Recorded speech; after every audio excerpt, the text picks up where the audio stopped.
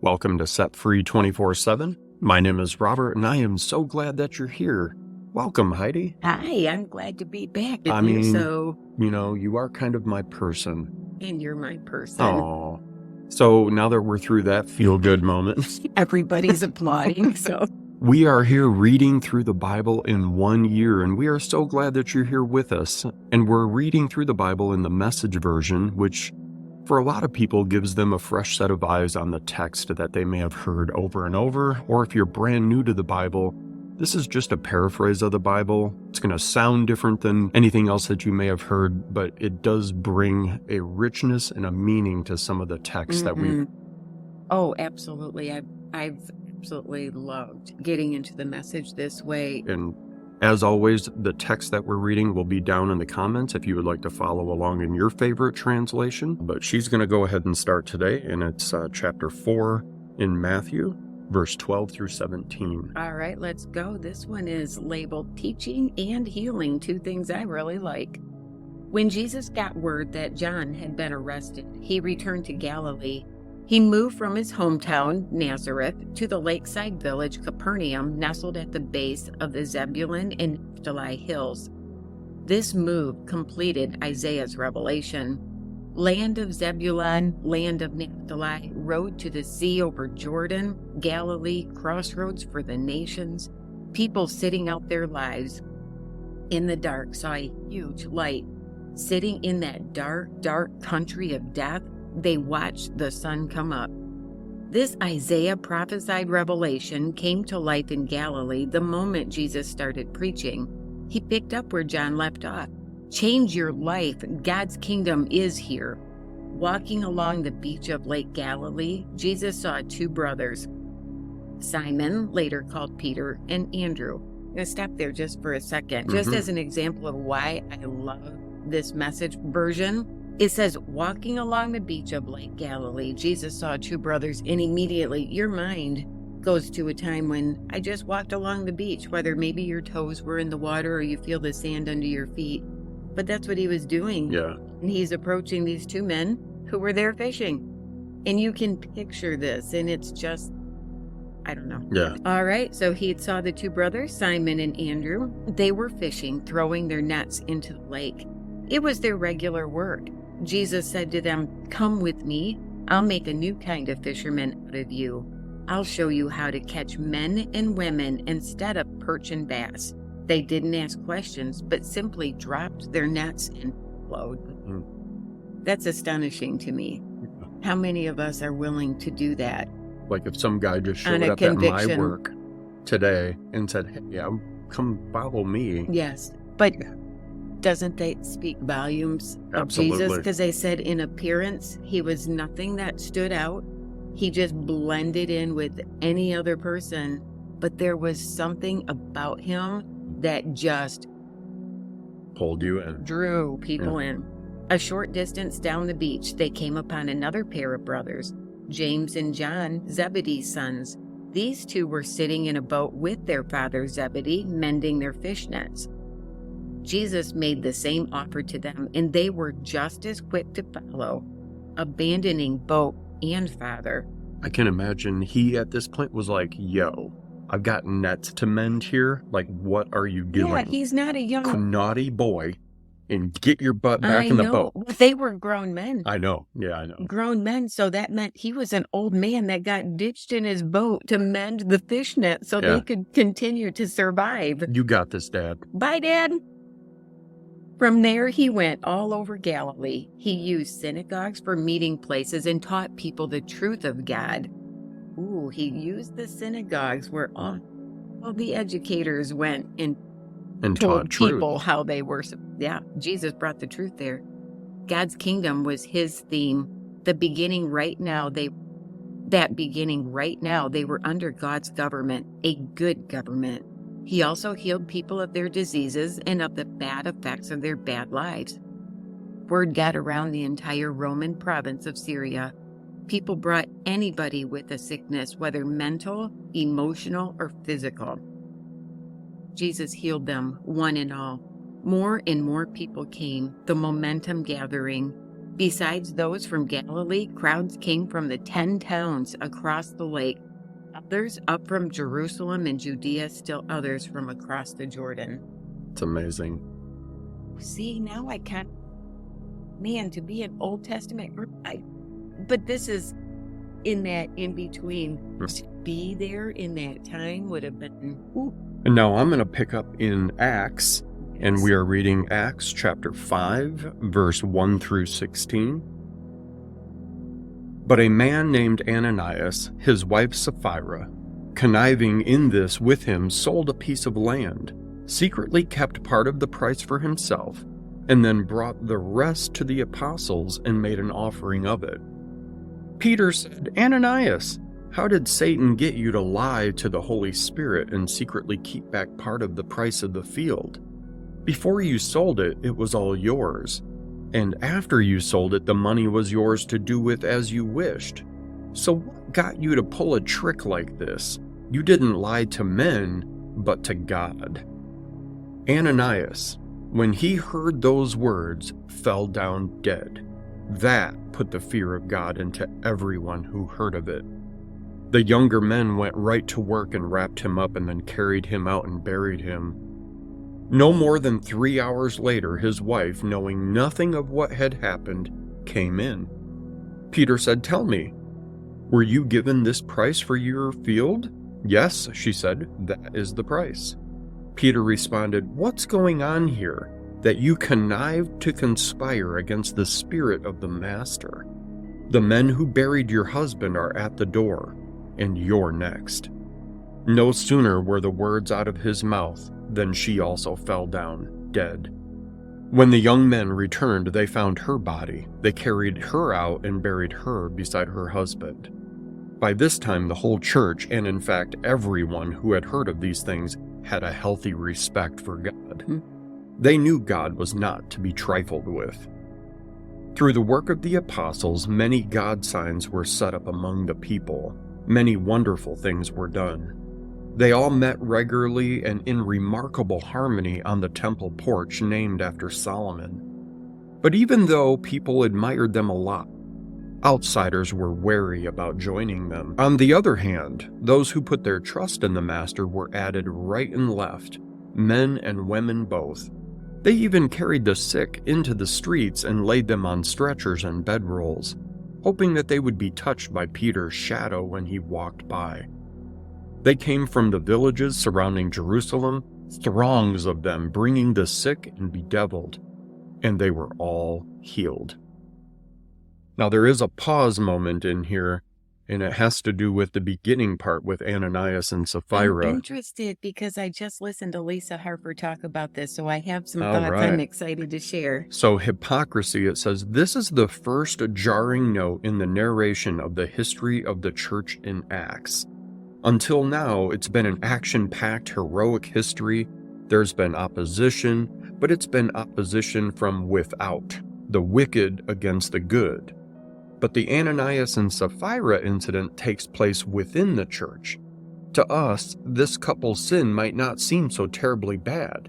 So why is it viewed with such seriousness here? Simply because it was a fundamental defiance of the ways of God in the church. Ananias and Sapphira didn't lie to men, but to God. In the church, it's not the sin that we need to fear, for God has already dealt with that. It's not wickedness and scandal, for the church has survived that.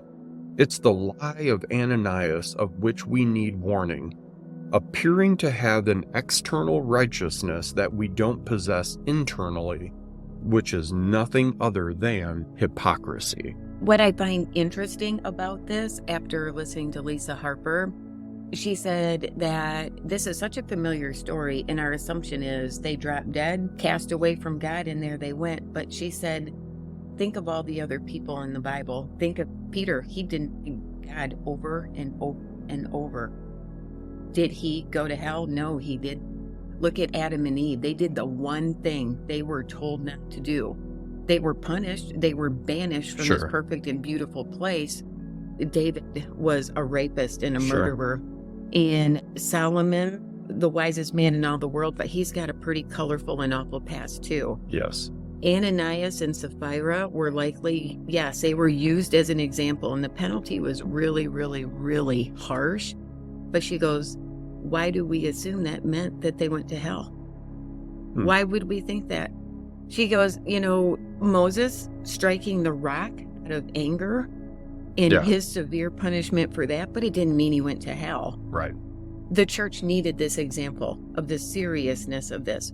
But she goes, don't assume that God's good love and grace didn't apply to them too, that they didn't drop dead on earth but woke up with him. Sure. In full realization of what he's done for them. Yeah. And I loved that take on it. We do. And it. So good. Yeah, it is so good. So now we're at Psalm number 8. We're rewinding back to the Old Testament. Chapter 8, David's Psalm. God, brilliant Lord, yours is a household name. Nursing infants gurgle choruses about you. Toddlers shout the songs that drown out enemy talk and silence atheist babble. I look up at your macro skies, dark and enormous, your handmade sky jewelry. What a beautiful photo. Moon and stars mounted in their setting. Then I look at my micro self and wonder, why do you bother with us? Why take a second look our way? Yet we've so narrowly missed being God's, bright with Eden's dawn light. You put us in charge of your handcrafted world, repeated to us your Genesis charge, made us stewards of sheep and cattle, even animals out in the wild, birds flying and fish swimming, whales singing in the ocean deeps. God, brilliant Lord, your name echoes around the world. That is beautiful. It is a beautiful psalm. I love how the Message version just brings a different language and feel to the Psalms. I mean, it is beautiful. How often have we stood outside the front door of our house in the darkness of the night and just looked up? I mean, we live out in the country. There's no ambient light, and the stars are beautiful. It's spectacular. And also that gross, I immediately thought of that. Yeah. And I did feel so tiny, but we are so loved. We're the tiny little thing. Yeah. That God loved that much. Amazing stuff. So going all the way back now to Genesis, and we are reading chapter 21 through 23 today. Chapter 21, God visited Sarah exactly as he said he would. God did to Sarah what he promised. Sarah became pregnant and gave Abraham a son in his old age, and at the very time God had set. Abraham named him Isaac. When his son was 8 days old, Abraham circumcised him just as God had commanded. Abraham was 100 years old when his son Isaac was born. Sarah said, God has blessed me with laughter, and all who get the news will laugh with me. She also said, whoever would have suggested to Abraham that Sarah would one day nurse a baby, yet here I am, I've given the old man a son. I love it. I know, they're still... I've given the old man a son. The baby grew and was weaned. Abraham threw a big party on the day Isaac was weaned. One day Sarah saw the son that Hagar the Egyptian had borne to Abraham, poking fun at her son Isaac. She told Abraham, get rid of this slave woman and her son. No child of this slave is going to share the inheritance with my son Isaac. The matter gave great pain to Abraham. After all, Ishmael was his son. But God spoke to Abraham, don't feel badly about the boy and your maid. Do whatever Sarah tells you. Your descendants will come through Isaac. Regarding your maid son, be assured that I'll also develop a great nation from him. He's your son too. Abraham got up early the next morning, got some food together and a canteen of water for Hagar, and put them on her back and sent her away with the child. She wandered off into the desert of Beersheba. When the water was gone, she left the child under a shrub and went off 50 yards or so. She said, I can't watch my son die. As she sat, she broke into sobs. Meanwhile, God heard the boy crying. The angel of God called from heaven to Hagar, "What's wrong, Hagar? Don't be afraid. God has heard the boy and knows the fix that he's in. Up now. Go get the boy. Hold him tight. I'm going to make of him a great nation." Just then God opened her eyes. She looked. She saw a well of water. She went to it and filled her canteen and gave the boy a long, cool drink. God was on the boy's side as he grew up. He lived out in the desert, and he became a skilled archer. He lived in the Paran wilderness, and his mother got him a wife from Egypt. At about that same time, Abimelech and the captain of his troops, Phicol, spoke to Abraham, "No matter what you do, God is on your side. So swear to me that you won't do anything underhanded to me or any of my family. For as long as you live here, swear that you'll treat me and my land as well as I have treated you." Abraham said, "I swear it." At the same time, Abraham confronted Abimelech over the matter of a well of water that Abimelech's servants had taken. Abimelech said, "I have no idea who did this. You never told me about it. This is the first that I've heard of it." So the two of them made a covenant. Abraham took sheep and cattle and gave them to Abimelech, and Abraham set aside 7 sheep from his flock. Said, "What does this mean, these 7 sheep that you've set aside?" Abraham said, "It means that when you accept these 7 sheep, that you will take it as proof that I dug this well, that it's my well." And that's how the place got named Beersheba, the oath well, because the two of them swore a covenant oath here. After they had made the covenant at Beersheba, Abimelech and his commander Phicol left and went back to the Philistine territory. Abraham planted a tamarisk tree in Beersheba and worshipped God there, praying to the eternal God. Abraham lived in the Philistine country for a long time. Chapter 22. After all this, God tested Abraham. God said, "Abraham." "Yes," answered Abraham, "I'm listening." He said, "Take your dear son Isaac, whom you love, and go to the land of Moriah. Sacrifice him there as a burnt offering on one of the mountains that I'll point out to you." Abraham got up early in the morning and saddled his donkey. He took 2 of his young servants and his son Isaac. He had split wood for the burnt offering. He set out for the place that God had directed him. On the 3rd day he looked up and saw the place in the distance. Abraham told his 2 young servants, "Stay here with the donkey. The boy and I are going over there to worship, and then we'll come back to you." Abraham took the wood for the burnt offering and gave it to Isaac his son to carry. He carried the flint and the knife. The 2 of them went off together. Isaac said to Abraham his father, "Father." "Yes, my son." "We have flint and wood, but where's the sheep for the burnt offering?" Abraham said, "Son, God will see to it that there's a sheep for the burnt offering." And they kept on walking together. They arrived at the place to which God had directed him. Abraham built an altar, he laid out the wood, and then he tied up Isaac and laid him on the wood. Abraham reached out and took the knife to kill his son. Just then an angel of God called to him out of heaven, "Abraham, Abraham." "Yes, I'm listening." "Don't lay another hand on that boy. Don't touch him. Now I know how fearlessly you fear God, and you didn't hesitate to place your son, your dear son, on the altar for me." Abraham looked up, and he saw a ram caught by its horns in the thicket. Abraham took the ram and sacrificed it as a burnt offering instead of his son. Abraham named the place God-Yireh, God sees to it. And that's where we get the saying, "On the mountain of God, he sees to it." The angel of God spoke from heaven a second time to Abraham, "I swear God's sure word, because you have gone through with this and have not refused to give me your son, your dear, dear son, I will bless you. Oh, how I will bless you. And I'll make sure that your children flourish like stars in the sky, like sand on the beaches. And your descendants will defeat their enemies.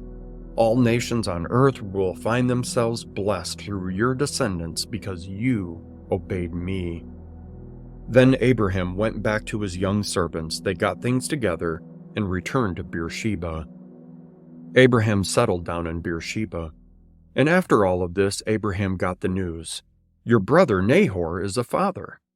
Milcah has given him children, Uz, his firstborn, his brother Buz, Kemuel, he was the father of Aram, Kesed, Hazo, Pildash, Jitlof, and Bethuel. Bethuel was the father of Rebekah. Milcah gave these 8 sons to Nahor, Abraham's brother. His concubine, Reumah, gave him 4 more children, Tebah, Gaham, Tahash, and Maacah. Chapter 23. Sarah lived 127 years. Sarah died in Kiriath Arba, present-day Hebron, in the land of Canaan. Abraham mourned for Sarah and wept. Then Abraham got up from mourning his dead wife and spoke to the Hittites. "I know I'm only an outsider here among you, but sell me a burial plot so that I can bury my dead decently." The Hittites responded, "Why, you're no more than a mere outsider here with us, but you're a prince of God. Bury your dead wife in the best of our burial sites. None of us will refuse you a place for burial." Then Abraham got up, bowed respectfully to the people of the land, the Hittites, and said, "If you are serious about helping me give my wife a proper burial, intercede for me with Ephron, son of Zohar. Ask him to sell me the cave of Machpelah that he owns, the one at the end of his land. Ask him to sell it to me at its full price for a burial plot, with you as a witness." Ephron was part of the local Hittite community. Then Ephron the Hittite spoke up, answering Abraham with all of the Hittites who were part of the town council listening. "Oh no, my master, I could not do that. The field is yours, a gift. I'll give it and the cave to you. With my people as a witness, I give it to you. Bury your deceased wife." Abraham bowed respectfully before the assembled council and answered Ephron, "Please allow me. I want to pay the price of the land. Take my money so that I can go ahead and bury my wife." Then Ephron answered Abraham, "If you insist, master, what's 400 silver shekels between us? Now go ahead and bury your wife." Abraham accepted Ephron's offer and paid out the sum that Ephron had named before the town council of Hittites, 400 silver shekels at the current exchange rate. That's how Ephron's field next to Mamre, the field, its cave, and all the trees within its borders, became Abraham's property. The town council of Hittites witnessed the transaction. Abraham then proceeded to bury his wife Sarah in the cave in the field of Machpelah that is next to Mamre, present-day Hebron, in the land of Canaan. The field and its cave went from the Hittites into Abraham's possession as a burial plot. So, one of my most favorite examples of faith and trust and belief in God's promises is in this that you just read. And it's literally, read that quote right here. Abraham told his 2 young servants, "Stay here with the donkey. The boy and I are going over there to worship. Then we will come back to you." That one word, will. Yes, I noticed that too when I read it. I was like, he knows. He's coming back with his son. He's coming back with his son. Yeah. He doesn't know He doesn't know how that's going to happen. But he literally said, "Stay here and we will come back." As he took this precious, precious, precious child of his. And who I can't even comprehend what was going through his mind. I'm not going to try because I don't understand all of this. But that sentence and what this is in here for is to show us God is worthy of your trust and belief in his promises. He told Abraham, through this son, this one, I will make many nations. Yeah. He blessed the other, but it was through this son. Abraham knew that and he believed it. Yes, to the end. Yeah. Well, friends, that is the end of our Bible reading today. We appreciate you joining along so much. Please give this episode a like, a share, a comment, a Please. follow. We're just in the middle of growing this channel, and we appreciate your support in that way. It helps us just keep on putting positive messages out in the airwaves. Absolutely. So thanks again for joining with us. We're going to see you here tomorrow for day number 9. Yeah, the Bible is boring. It is not boring. We will see you tomorrow. Bye.